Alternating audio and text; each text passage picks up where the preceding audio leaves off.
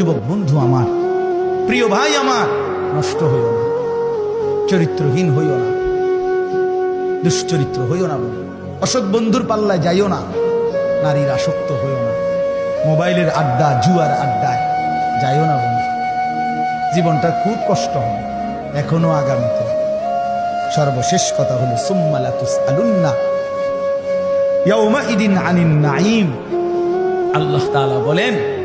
অতঃপর হাসরের ময়দানে নিয়ে বান্দা মনে রেখো, আমার দেওয়া দুনিয়াতে আমি আল্লাহ বিন্দু বিসর্গ যত নিয়ামত দিয়েছি,